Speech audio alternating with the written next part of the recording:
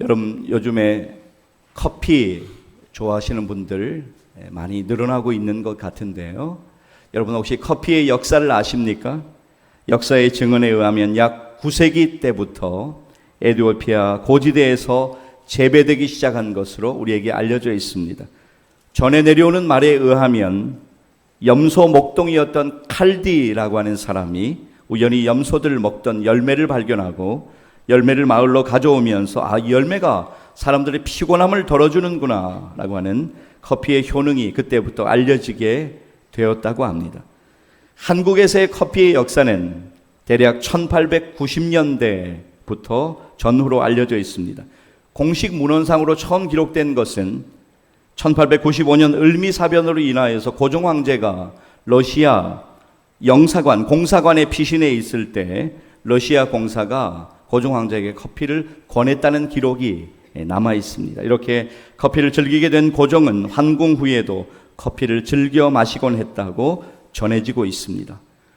최근에 커피 인구가 점점 늘어나고 있는데 우리가 예전에 커피하면 두 가지를 연상하게 되더라고요. 아주 쓴 커피, 아니면 달달한 믹스 커피, 아니면 잠을 쫓기 위해서 커피를 마신다, 이런 개념이 많이 있었는데 요즘은 맛있는 커피, 커피를 즐기려고 하는 분들이 점점 늘어나고 있는 추세입니다.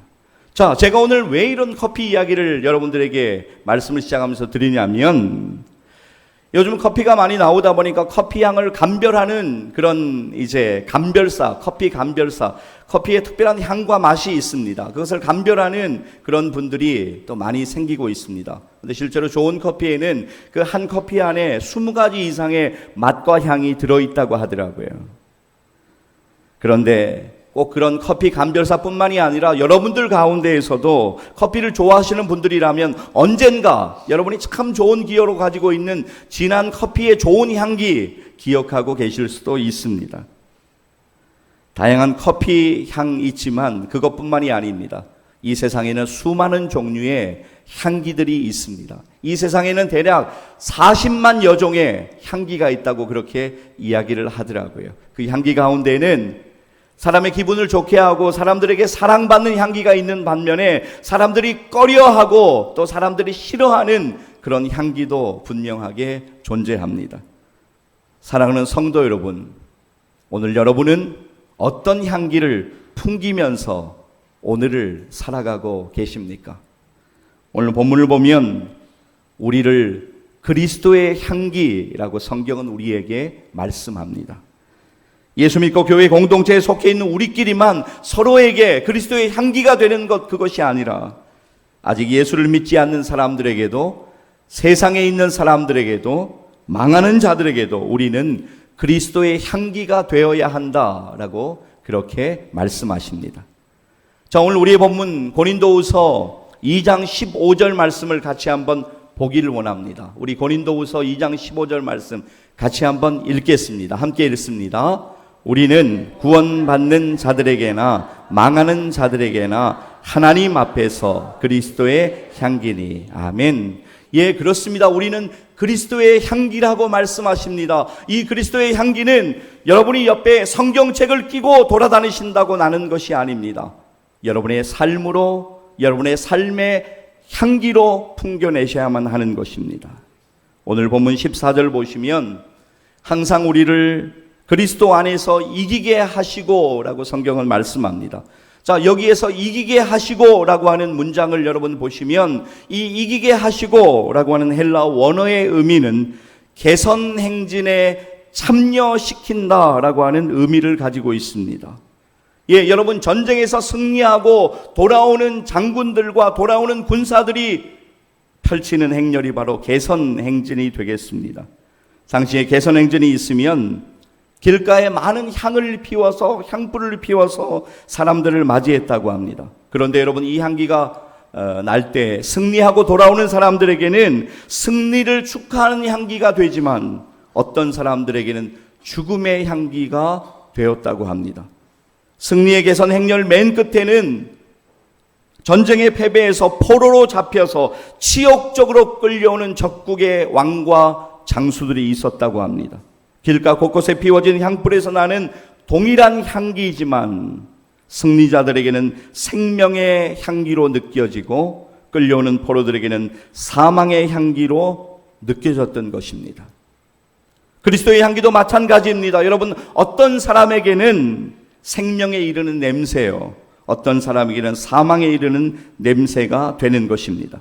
자, 오늘 우리의 본문 16절 말씀, 고린도서 2장 16절 말씀을 우리 같이 한번 한 목소리로 읽겠습니다. 이 사람에게는 사망으로부터 사망에 이르는 냄새요, 누가 이 일을 감당하리요. 아멘.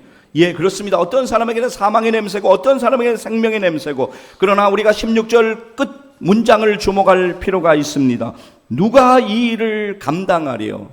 하나님께서는 오늘 그리스도의 향기된 우리들이 이 일을 감당해야 한다고 우리에게 말씀하십니다. 예, 실제로 그렇습니다. 우리가 예수 그리스도의 복음을 누군가에게 전할 때 그 복음은 동일하지만 어떤 사람은 그 복음을 생명으로 받아들입니다. 그러나 어떤 사람은 그 복음을 배척하고 조롱하고 받아들이지 않습니다. 여러분 아마 그런 경험이 있으실 거예요. 여러분이 누군가에게 예수 그리스도를 전하기 위하여 부단히도 노력하고 애쓰는데 상대방이 그 복음을 받아들이지 않습니다. 아니, 복음을 받아들이지 않으려고 작정한 사람처럼 싸늘하게 반응합니다. 여러분 중에 그러한 거절의 경험을 가지고 계신 분들은 그 일이 얼마나 힘이 빠지고 얼마나 실망이 되고 그 일이 얼마나 낙심이 되는가라고 하는 것을 잘 알고 계실 것입니다.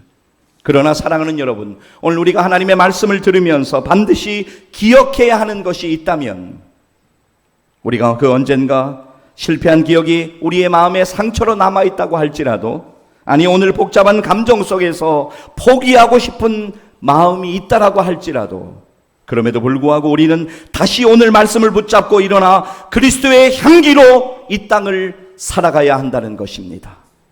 오늘 본문에서 우리를 그리스도의 향기라고 말씀합니다.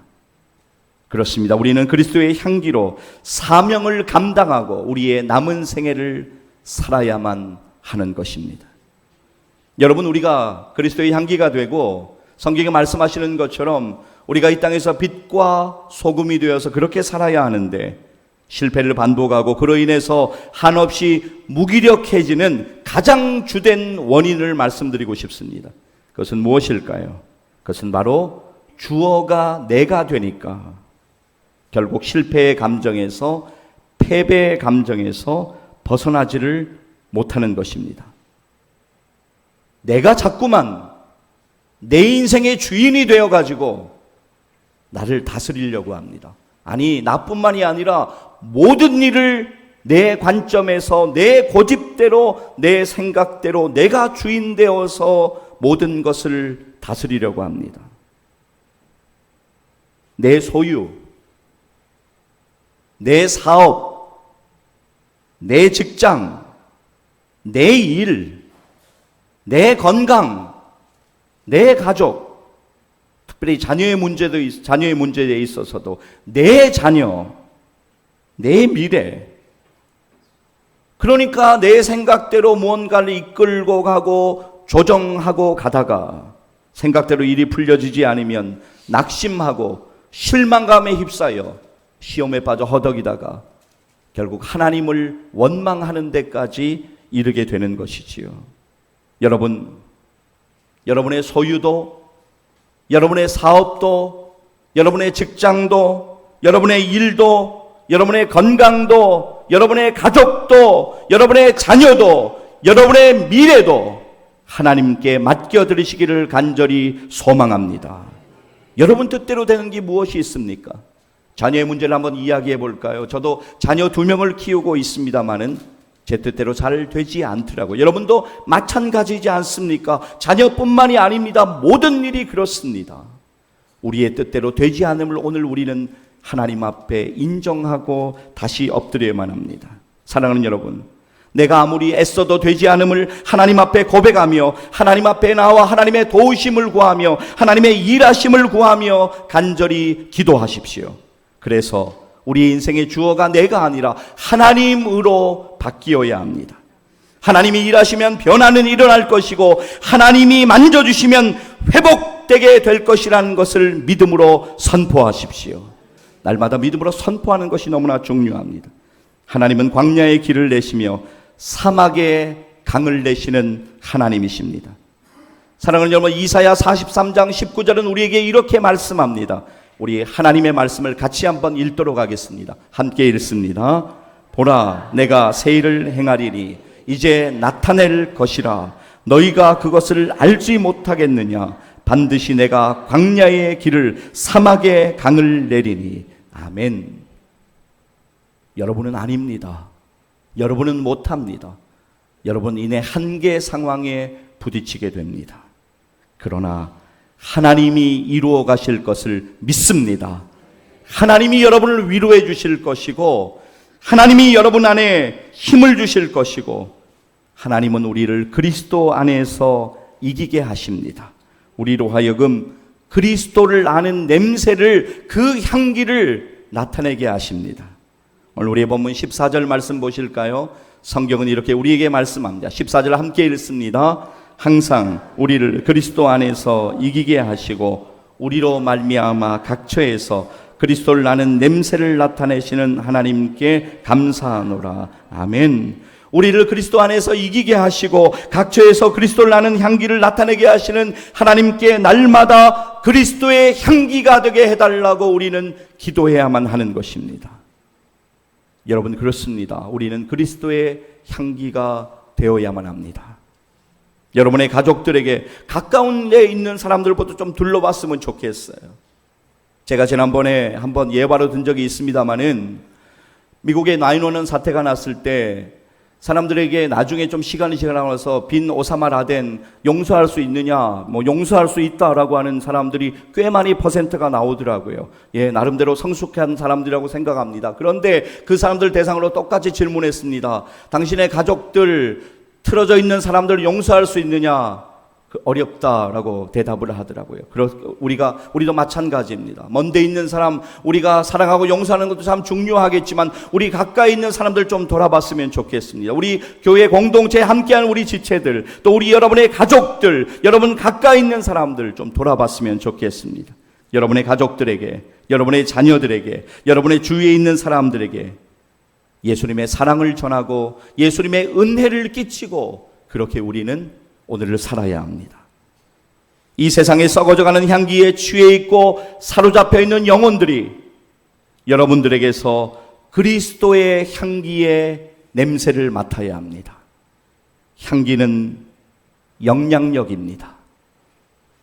여러분이 그리스도의 향기를 풍기고 살면 그 향기는 선한 영향력이 될 것이고, 그 향기는 생명의 영향력이 될 것이고, 그 향기는 구원의 영향력이 될 것을 믿습니다. 여러분, 그런데 오늘 여러분들에게 꼭 말씀드리고 싶은 것이 있습니다. 그리스도의 향기로 살아가야 되는 것, 목사님 내가 알겠습니다. 어떻게 우리가 그리스도의 향기로 살아가야 합니까? 한 가지만 기억하십시오. 우리가 그리스도의 향기로 살기 위해서는 예수 그리스도의 사랑을 경험하고 붙잡아야만 합니다. 날 위해 십자가에서 나의 죄를 대신 담당하시고 죽으신 예수 그리스도의 그 사랑을 오늘 예배를 통해서 우리는 다시 한번 붙잡아야만 하는 것입니다. 사랑하는 여러분, 무더위가 우리를 지치게 하는 것이 아닙니다. 아니, 무더위가 우리를 지치게 하지만 그때 우리가 선풍기를 찾을 수 있습니다. 에어컨이 있는 곳으로 갈 수 있습니다. 샤워도 할 수 있습니다. 그러면 어느 정도 해소가 될 것입니다. 그러나 정말 여러분의 삶을 지치게 하는 것은 무더위가 아닙니다. 오늘 여러분 가운데 있는 인생의 수많은 문제들이 여러분을 지치게 하고 있는 것입니다. 그렇다면 오늘 여러분들은 어떤 문제로 피곤하고 지쳐 있으십니까? 오늘 주님이 여러분의 마음을 아시고 여러분의 좌절과 여러분의 실망과 여러분의 고통을 하나님께서 알고 계십니다. 이 시간 여러분이 할 일이 있습니다. 예수 그리스도의 은혜의 보좌로 나오십시오. 수고하고 무거운 짐진 자들아 다 내게로 오라. 내가 너희를 쉬게 하리라 라고 말씀하시는 주님께로 이 시간 여러분의 마음을 들이십시오. 주님의 사랑으로, 주님의 은혜로 여러분을 오늘 예배의 시간에 다시 한번 채우셔야 합니다. 그 주님의 놀라운 사랑이 여러분을 위로하여 주실 것입니다. 그리고 여러분을 격려하여 주실 것입니다. 여러분이 다시 일어나서 사명을 감당할 힘을 주실 것입니다. 주님의 사랑을 경험하고 내가 사랑하는 것, 그것만이 남는 것, 사랑이 최종적인 것임을 여러분 잊지 마시기를 바랍니다. 데이빗 리빙스턴 선교사님 여러분 혹시 아십니까? 데이빗 리빙스턴 선교사님을 지칭하는 많은 수식어들이 있습니다만은 우리가 흔히 데이빗 리빙스턴 선교사님을 이야기하는 하나의 수식어는 검은 대륙 아프리카를 복음으로 뒤엎으신 선교사님이다. 그렇게 이야기를 합니다. 제가 말씀을 준비하면서 그분의 행하신 선교의 업적들을 보니까 엄청나 실로 대단합니다. 오늘 따로 말씀은 드리지는 않겠습니다. 1862년 4월의 어느 날 선교사님의 사랑하는 동력자인 아내가 하나님의 부르심을 받았습니다. 아내가 죽은 후 며칠 뒤에 그는 아내 메리의 무덤에서 울면서 이렇게 하나님 앞에 기도했다고 합니다. 나의 예수님, 나의 왕, 나의 생명, 나의 모든 것, 저를 당신께 다시 드립니다. 내가 가진 어떤 것에도, 내가 한 어떤 일에도 아무런 가치를 두지 않겠습니다. 오직 주님의 나라와 주님을 섬기는 것, 그리고 세상 끝날까지 내가 항상 너와 함께 하리라 하신 주님의 말씀에만 가치를 두겠습니다. 슬픔에서 벗어나서 이제 하나님이 허락하신 11년의 시간을 최선을 다하여 선교의 사명을 다하여 달려갑니다. 그의 나이 60세가 되었을 때 그는 아프리카 이질에 걸려 사경을 헤맵니다. 1873년 5월의 어느 날 평소에 그를 도와주던 아프리카 사람이 그를 발견했을 때에는 그의 오래된 그의 침대 앞에서 무릎을 꿇고 그는 기도하는 자세로 하나님의 부르심을 받았다는 것을 발견하게 됩니다. 그가 그의 오랜 소원처럼 마지막 순간에도 주님의 은혜를 구하며 그는 무릎을 꿇었던 것입니다. 자, 그의 이러한 삶에 감동을 받은 많은 사람들이 있었는데 그 중에 전기작가 한 명이 있었어요. 전기작가 한 명이 감동을 받고, 야, 내가 데이빗 리빙스턴 선교사님의 삶의 이야기를 전기로 써서 많은 사람들에게 좀 남겨야 되겠다. 그렇게 마음을 먹고 자기의 모든 것을 정리하고 아프리카 선교의 현장으로 들어갑니다. 사람들을 많이 만났어요. 그래서 어느 날 사람들이 모이게 됩니다. 선교사님에게 도움을 받았던, 선교사님을 의해서 변화됐던 사람들이 모였습니다. 그리고 그의 영향을 받아 새로운 삶을 살고 있는 사람들에게 그는 이렇게 물었다고 합니다. 리빙스톤이 평소에 무슨 말을 했습니까? 도대체 리빙스톤이 어떤 설교를 했습니까? 리빙스톤이 했던 가장 감동적인 일은 무엇이었습니까? 그 중에 한 아프리카 사람이 손을 들고 이렇게 대답했다고 합니다. 우리는 데이빗 리빙스톤이 무슨 설교를 했는지는 다 잊어버렸습니다. 무슨 말을 했는지도 다 잊어버렸습니다. 그러나 우리는 한 가지를 기억합니다. 데이빗 리빙스톤은 우리를 사랑했습니다. 그는 우리를 사랑했습니다. 사랑하는 여러분, 그리스도의 향기가 되는 것, 우리가 이 땅에서 빛과 소금의 역할을 다하며 살아가는 것, 가장 중요한 것은 우리가 사랑으로 무장하는 것입니다. 예수 그리스도의 사랑을 경험하고 그 사랑을 가지고 나아가는 것입니다. 사랑이 최종적인 것인 것이. 요한복음 13장 34절 35절에서 주님은 우리에게 이렇게 말씀하십니다. 34절 35절을 이어서 같이 읽도록 하겠습니다. 함께 읽습니다. 새 계명을 너희에게 주노니 서로 사랑하라. 내가 너희를 사랑한 것 같이 너희도 서로 사랑하라. 너희가 서로 사랑하면 이로써 모든 사람이 너희가 내 제자인 줄 알리라. 아멘.